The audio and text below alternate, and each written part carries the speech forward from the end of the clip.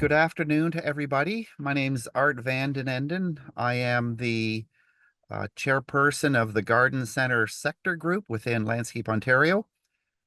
Thanks for joining us on our second March Town Lunch and Learn Town Hall. We've been doing these every March for the last few years, and kind of really focusing on topical education that we can provide to independent garden centers across the province. So it gives me great honor, and I'm really happy to introduce Ree Laforet. Um, we're going to go through a very valuable session on sanitation in the nursery. So with that, Ree, I'm going to hand it over to you.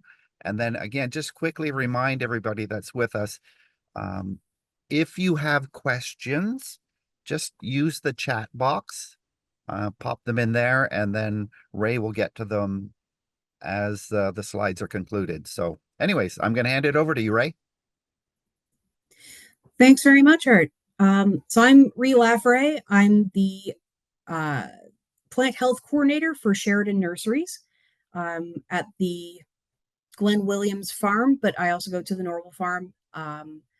Thanks everyone for being here today, and let's dive right in. So the topic for today is sanitation in the nursery, making a clean break. So why do we bother with sanitation? It is a time and a labor expense. And at a time when we are trying to cut back on extraneous expenses, it would seem that a real focus on sanitation might be something that can be lapsed. But I'll challenge you on that and say that it is actually one of the most important preventative measures that we can take as people in plant healthcare and people who want to sell high quality plants.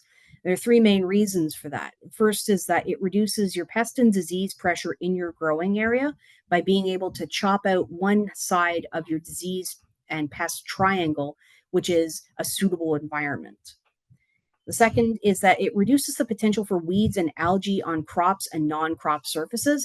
Those tend to cause problems with plant quality in terms of impeding its growth. And also because clean work sites are safe work sites. And when you sanitize an area, you're also cleaning things up that are on the ground, piles of debris, equipment that's been left behind, slick spots because of algae. And whenever you can work safely, you always should try to do your best. So what are we trying to stop from entering our greenhouses by proper sanitation? The first one of those are diseases. So diseases we're going to characterize as microscopic agents that negatively affect the appearance, health, or development of an organism. And they're broken into four fairly major categories.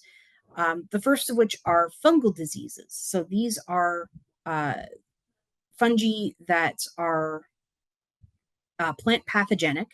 They enter plants through their tissues, whether directly through the candida or they'll infiltrate the stomata when they're open and cause the plant to exhibit symptoms like on powdery mildew. There's a spore mat on the leaf surface that is stopping it from photosynthesizing properly. Some fungal diseases are much more serious than others, especially those that are vascular diseases that restrict the flow of nutrients within the plant. Viral diseases are our next one. They're very difficult to deal with. There are basically no chemical cures for a viral disease. You have to prevent them. And the best prevention is sanitation. In this case, we're looking at apple mosaic virus. There are many, many different types of mosaic viruses. They're very common in hydroponic systems because they're hard to get rid of through certain water treatment protocols. They are tiny, tiny little microscopic bits of RNA that require living cells in order to propagate. So when you remove their potential to be in an area, they can persist in the environment after their host plants are gone because RNA is very durable. Bacterial diseases like fire blight here are caused by single-celled eukaryotic organisms, and that's important to distinguish them from the next one, which are protist diseases, which are caused by single-celled protystic organisms. So they're two different things. They're bacteria and oomycetes, and they have different cell wall constructions. For bacterial diseases, um, their cell walls are made out of lipids, so fats, and sometimes other subcrystalline structures, depending on the type of bacterium. And protist cell walls are actually made of cellulose, like plant cells. So the types of treatments for them are totally different. And especially with protist diseases, they're very, very difficult to deal with once they're established in an area. And as they can cause major problems like sudden oak death, we're very serious about making sure they don't infiltrate an area. The next major grouping are pests. So pests are macroscopic, mainly, organisms that interfere with or harm a plant being grown for human use. The reason I make that distinction, I'm just going to get up on my soapbox for a minute and say that no animal is considered a pest that doesn't have some sort of interface with humans. There are many, many animals out there that go about their lives feeding on plants, feeding on other animals that don't interact with us, that we don't really characterize them as pests, even though they have a behavior that we would characterize as maybe pest-like. But that's neither here nor there. In any case, one of the biggest group of pest organisms come out of insects. So they're six-legged animals with a chitinous exoskeleton, 3 body parts, and our representative for them is citrus mealybug, which I'm sure anyone who's grown plants indoor is very, very familiar with. The next group down are mites. They are not insects. They're actually arachnids. So they don't belong to class Insecta. They belong to class Arachnida, which means that they have different metabolic pathways that different chemistries, when we're treating them with spray, will work on. And that's our good friend two-spotted spider mite right there, which we're getting ready to see a lot more of now that the daylight is lengthening. Worms are something that you might not necessarily consider as pests because, for the most part, we look at earthworms as our friends in making sure that soil remains porous and productive. However, there are annelids, which worms belong to, that cause a lot of harm to plants. In this case, cyst-forming nematodes, which can impact the plant's ability to take up nutrients. And the last one is mollusks. In greenhouse, we tend to encounter them more so than in field production because they do like warm, humid indoor environments. It's basically the perfect system for them. And they can cause quite a lot of damage to softer material.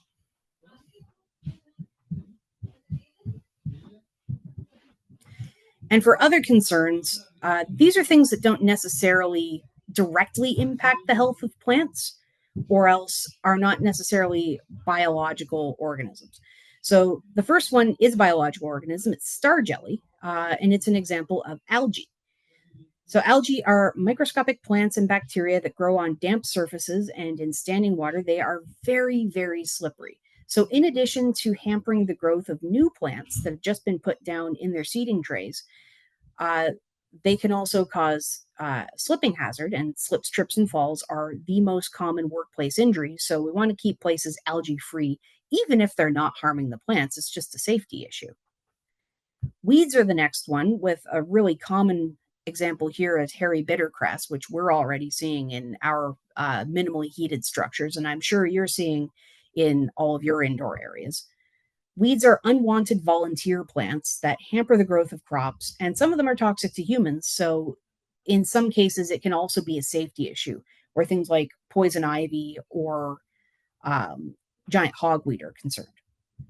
And then the last one are contaminants, which are surface residues from prior treatments that may negatively affect the growth of plants. So, things like gasoline, you can see with that oil slick. If you put a plant with an open base on top of that oil slick, the gasoline would work its way through capillary action into the soil of that plant and probably kill it. Contaminants can be also things like previous pesticide treatments. They can be old PGR. They can be leftover fertilizer that's just been sort of left in a corner and has now puddled onto the floor, things like that.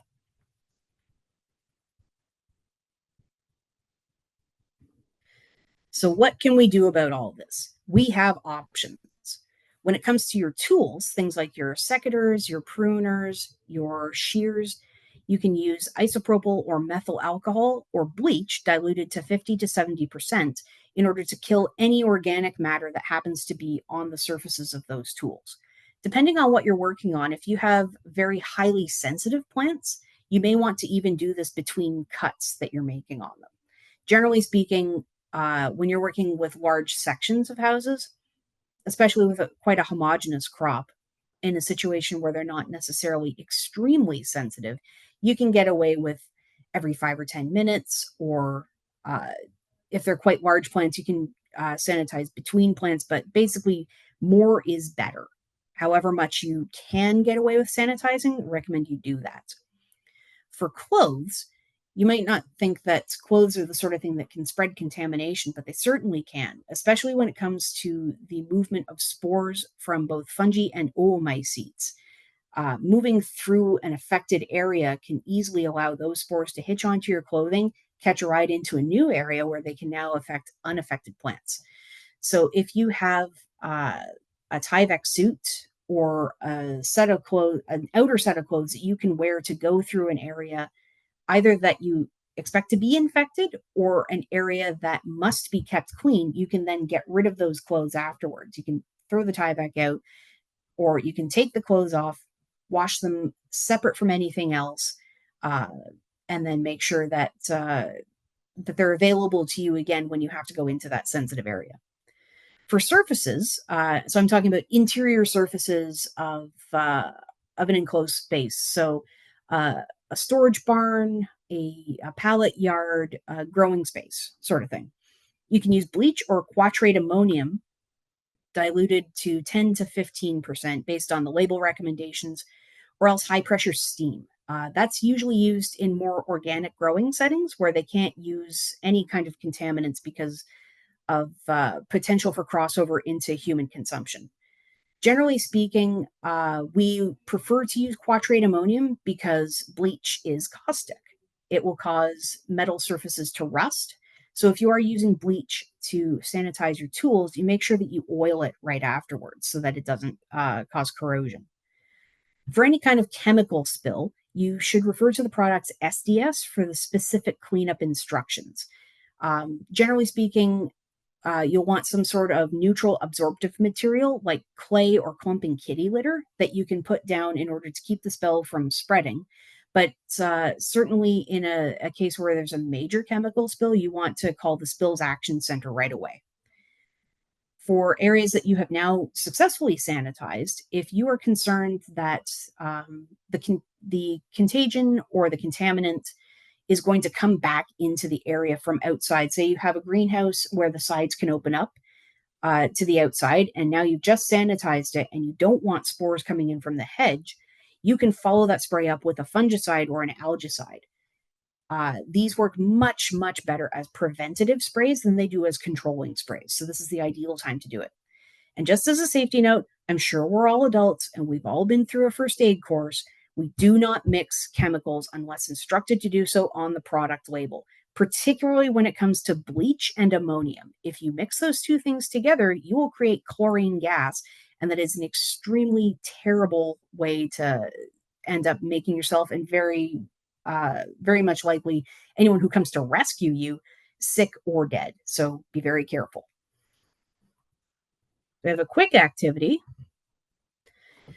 Now that we've set all of that up, where are we going to sanitize in this poly house? So it's had problems with two-spotted spider mite, powdery mildew, fusarium, bittercress, liverwort, and was treated with P9, which is a plant growth regulating spray that is used to depress growth. If no one's ever used it before. We have a lot of different places in here where we have our doors, our walls, the crossbars that make up the poly house, the irrigation heads that are inside of it, the interior floors and the lats outside. Many options for places that we can sanitize. I'm sure you can think of a few yourself, but why don't we get our very special guest star, character actor Gary Oldman? Where do you think we should sanitize the poly house? Exactly, everywhere. So we decided to sanitize. We need to make sure that we're being safe about it. And personal protective equipment is not just for sprays. We treat sanitizing like any other spray activity by following all the safety recommendations on the product label. And remember, the label is the law. It is there for your protection and the protection of people around you. Wear your protective gear and post signage, especially for sprays in enclosed areas. Even though you might be safe, you have your respirator or your dust mask, you have your waterproof clothing, you have your gloves. The next person who comes in their t-shirt and sandals might not necessarily know that there is a spray going on unless you've got a sign posted outside. It's very important when you're using sprays with anything other than steam not to move new plants into a sanitized location until it's safe. The vapor from sanitizers, especially from bleach and ammonia, is harmful to plants. I have killed plants before doing that. I've seen other people kill plants before, moving them into an area that has been treated before the REI has elapsed. Especially newly budding out plants and newly transplanted plants are very, very sensitive to caustic vapors, and they need to have at least 24 hours to clear an area out, or to have ventilation come through in about 12 hours in order to successfully move those plants in without hurting them. Again, observe any REI listed on the label. The label is the law. For sprays in enclosed locations, you should make sure that you're checking in with someone both before and after the spray to make sure that you're using an appropriate buddy system, so you're not getting yourself into a situation where now you're in a medical emergency and no one can come and rescue you. It might seem like overkill, but it is easy to become overwhelmed by vapors, especially if you're working hard. You're not really assessing yourself as much as you should, and you can get yourself into a bad situation. That said, if you start to feel dizzy or lightheaded or sick, leave the area immediately. Get yourself out of your PPE once you're in nice, fresh, open air. Take about 10-15 minutes. And if you don't immediately feel better after that time, consider seeking medical attention. So this is a case study in our rose cooler. This is where we overwinter material we brought in from the field. We try our best to keep it mold free, but it is an environment that's very conducive to mold. It stays at between 1 and 3 degrees Celsius at about 80% relative humidity. It is a great environment for fusarium and gray mold, botrytis. That's it, for botrytis to grow. And you can see in the lowest picture there's a bit of botrytis growing on that hydrangea paniculata, in addition to the fusarium that we're observing on the roots. We did end up spraying that with Millstop and it cleared it right up. But this is why we also prune the material before it comes in the barn. That unpruned material is really susceptible to weak pathogenic diseases that are primarily saprotrophic. So they're feeding on dead material, but they can act as a weak pathogen. And we don't want to give them any opportunity to get into those plants. The problem here, you can see in the picture in the upper left, is that we have some white rot disease on Prunus exsistina. It's purple leaf sand cherry. It's a plant that's really prone to disease, and we generally don't harvest it in the fall. We wait until the spring so that we can harvest it while it's dormant, plant it out while it's dormant, and the turnaround for it where it's just sitting is extremely short. And that's why, so that we don't end up with white rot disease. But there's the plan on paper and the plan on the ground, and all you can do at that point is try and correct it. So this is what we ended up doing. We pruned out the infected branches. Between each plant, we sterilized the pruners to make sure that we weren't passing spore material onto the next plant. It's a very labor-intensive process, but it did end up helping save those plants. We used diluted isopropyl alcohol, and then we swept up all of the debris from doing this activity and then removed it immediately from the barn.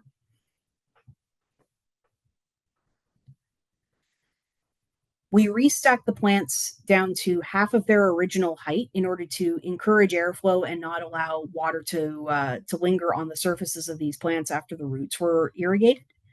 And then we treated them with a fungicide with Millstop in order to kill any remaining spores. And after 8 weeks, we've had no additional mold. So the sanitization efforts were successful. But no matter how hard you try, there are always plants that just don't want to seem to be healthy. We're looking at you, Bradford pear. There are vulnerable life stages that no matter how resilient a plant is, this is when they're going to run into trouble if you aren't careful. So those are the seeds, the seedlings, and the cuttings. And this is primarily because this plant does not have the ability to compartmentalize any injury that it sustains, whether it's from fungal infection or mechanical injury or frost damage. It it basically can't handle that amount of stress, and it's very easily going to succumb to even minor pathogens. There are disease prone genera that, through years and years of intensive breeding, um, they have mostly been grown for their aesthetic value and not for their disease resilience. So there's Aesculus, Malus, Prunus, Pyrus, and Rosa. They're all part of the larger Rosids family that really just seem to have a lot of problems with a lot of diseases. So you have to watch them carefully. And there are also high risk diseases that affect genera and species that are not necessarily disease prone themselves, but the diseases are severe enough that we need to take additional precautions with them. So things like black stem rust. This affects wheat, which we need. It's a major crop for us in Canada. But its alternate host is berberis, or Japanese barberry. And so we have programs in place to prevent the movement of barberry that hasn't been tested for susceptibility or presence of uh, black stem rust. There's boxwood blight, which affects boxwoods. And we at the farm actually have phytosanitary protocols in place to prevent the introduction of boxwood blight into our crops. There are mosaic viruses that a lot of greenhouse growers will also have phytosanitary protocols in order to make sure that outside material isn't coming into the clean areas where they're growing those plants that are susceptible to mosaic viruses in order to protect food. And then things like oak wilt and sudden oak death. These these are very serious diseases that could affect the larger ecology of southern Ontario and southern Canada, where we have a lot of these oak forests. And as a major underpinning species in those forests, we don't want to see them die back because it would dramatically change the landscape and the ecology of these areas. And that means sometimes we have to let go. When you think you have a plant that it's a great plant, it's just got a few problems. It has spider mite a little bit. It has mealybug, but just a little bit.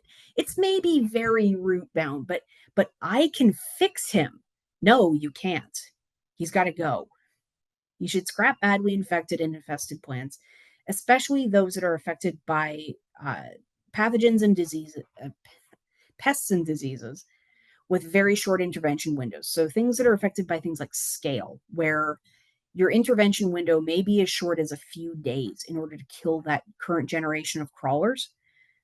Just get rid of the plant. If you do have problems with more virulent diseases and more severe insects, you should designate a quarantine site. So this is for plants that you suspect to have novel pests and diseases, so things you've never seen before, things you don't recognize. Set them aside, and you can send them for testing, or you can go online. There are many online resources. I like to use iNaturalist to figure out what exactly the issue is. And if it is a truly novel disease or pest, then CFIA needs to know about it. To that end, CFIA regulated diseases and pests. Many of the directives involved have quarantining procedures. There are highly infectious but treatable conditions, things like downy mildew, where you can clear it up, but it is going to spread to the rest of the crop if you leave that plant in with the crop. It's much easier to treat it if you move it out, allow the healthy plants to have a preventative treatment on them, but then use your curative treatment on your quarantined area. It will also save you some money when you go to do your treatments because you're only treating affected plants. And then plants that have specific disposal protocols, again, through CFIA directives, need to have their own designated quarantining spot for disposal. So more on that are what are called phytosanitary protocols. So they're part of pest and disease containment protocols. They work to exclude inoculum from sensitive locations, like Phytophthora ramorum and I'm not even going to try and pronounce that. Boxwood blight. They have things like signage, footbaths, policies against returns, policies of making sure you're not bringing inoculum into new areas. So they might require you to wear things like Tyvek suits or foot guards, little booties. Um, but they have to be upheld and maintained to be effective. No matter what protocols you take, no matter what systems you put in place, if you trust that people are just going to observe those and do the right thing, you might be a little disappointed because the rules apply right up until it's inconvenient.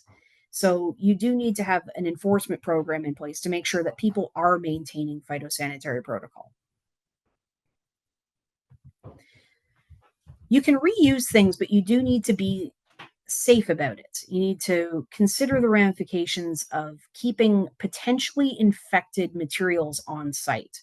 Soil and pots generally shouldn't be reused. However, it can be reused if it's treated appropriately first. So, in terms of pots and signs and tags, you can treat them with a sanitizing agent, so something like bleach or quatrate ammonium, or steam or heat treating. Someone had a question last time we talked about this about solarization. That's also appropriate. But if you take that object, now that you've done your sanitizing method, and you would be hesitant to put it in your mouth, it is not clean enough yet. You need to be 100% sure that uh, there's no possibility that there's anything on this that wouldn't be on any surface you would be uh, comfortable to put your mouth on, basically. And then in terms of media, I mean, you can put that in your mouth. I'm not going to tell you what to do, but heat treatment of media generally means bringing it to between 60 to 100 degrees Celsius, and that will kill off any particles that are living that are in it, including weed seeds, viral and bacterial particles, oomycetes, and fungal spores, anything like that. Reuse saves money and is better for the environment, but eventually things do have to be replaced. So you need to have a plan in mind for that. Everything has a lifespan. You can't use things indefinitely and hope that you'll just be able to keep reusing them and keep treating them. At some point, you will have to introduce new material in, and it also has to be treated in a sanitary manner.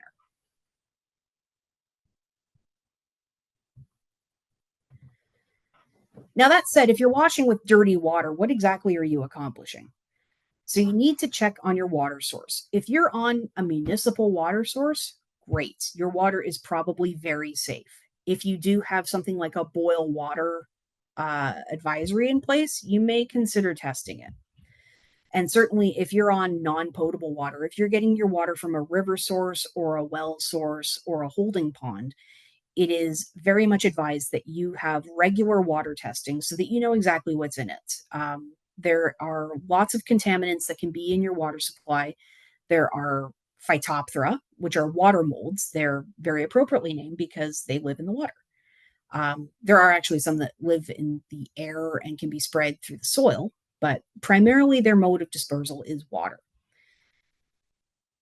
There are also algae spores, heavy metal contamination, excess EC and salts, and many, many other different things. And you don't know what's in there unless you do sampling. And certainly, if you suspect there's been a spill, whether you caused the spill or not, you do need to contact Ministry of Environment, Conservation, and Parks, and they will help you navigate what you need to do next about that. It's particularly important if it is upstream of where your intake is, because it might be something that they don't know about yet.